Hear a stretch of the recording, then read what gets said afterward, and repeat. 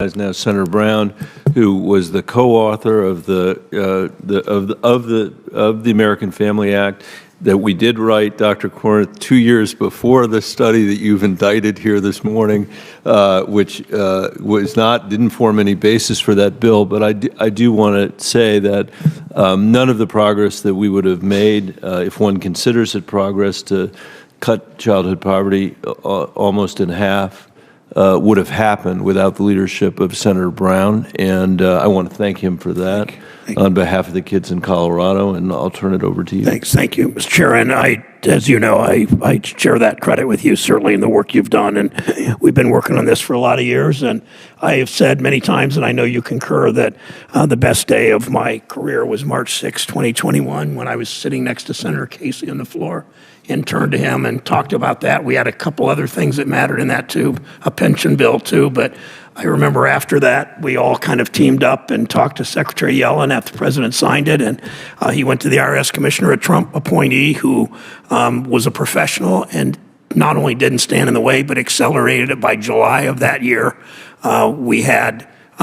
by July of that year, the checks went out to 60 million, to families of 60 million children, 2 million in my state, 2 million in Pennsylvania, hundreds of thousands in Colorado. The child poverty rate dropped by 40%, not quite immediately, but quickly, and it's the way government's supposed to run. We do something. We listened to people like you. We acted as a group. Senator Bennet was a real star in that. And we passed a bill. We made sure it was implemented. We got the administration to do it right. And look what happened. Unfortunately, we were not able to make it permanent. That's the mission I know the three of us on this panel are committed to. So I'd start with Mr. Datta-Gupta and Ms. Mishmore. You both mentioned in your testimony the research that tells us a permanently expanded CTC would cost taxpayers $97 billion per year, but it would generate literally 10 times that in annual economic stimulus via future earnings and tax contributions. And I love the back and forth between Senator Bennet and Senator Thune. I like Senator Thune. I just think he's colossally wrong when it comes to tax cuts for the rich, which do very little but shift the tax burden to the wrong people. Good afternoon, friends. This is major news for retirees and seniors. A new analysis has just been released on Social Security. It is now expected that Social Security checks will face a $17,400 cut without any changes. That is approximately $1,450 difference every single month. But lawmakers are expected to approve a solution this coming fall. My dearest friends, please make sure that you watch until the end of this video, especially if you receive monthly benefits. Also, every Friday and this Friday, I will be announcing winners for the Walmart gift card giveaway. My friends, please make sure that you enter these weekly giveaways by clicking and liking several of my videos, and then comment below the keyword of each video that you watch. The more videos that you comment on, friends, the greater your chances of winning the giveaways. Social Security is on track to cut benefits in 2033. When its trust fund reserves are forecasted to be depleted. According to a new analysis, the reduction may be substantial. So unless the program is shored up before the year 2033, the typical newly retired dual-earner couple will see their Social Security checks reduced by $17,400 annually, or $1,450 each month. The new report shows that a newly retired couple with one earner would see a cut of $13,100. The analysis, which is based on current dollars, does not forecast the impact on newly retired single earners, but the Social Security Administration has estimated that benefits will be cut by 23% in 2033 unless the program is strengthened. Those cuts could prove devastating to roughly 50 million older Americans who receive Social Security checks, with the Committee for Responsible Federal Budget forecasting that senior poverty would rise significantly upon insolvency. But still, there are plenty of proposals to fix the shortfall, either by raising taxes or increasing the retirement age, or a combination of both.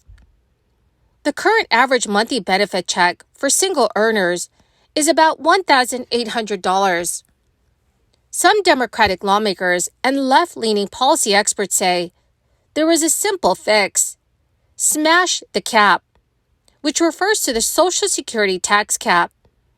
That cap is a feature of the program since it started in the 1930s, following the Great Depression. It means that any income over that level is not subject to the Social Security payroll tax, which is 6.2% for workers and an additional 6.2% for employers. In 2023, the tax cap stands at $160,200, which means any income above that amount is exempt from the payroll tax. But critics say this places a burden of funding Social Security on low and middle income earners, while higher income Americans get a break.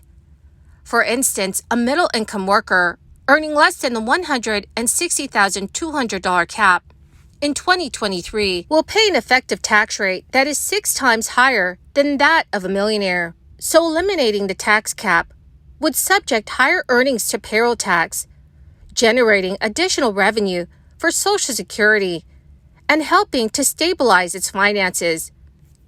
Some Republican lawmakers and right-leaning experts are opposed to higher taxes and instead have proposed raising the retirement age. Last year, some Republican lawmakers floated the idea of lifting the retirement age to 70 years old from its current age of 66 to 67, depending on one's birth year.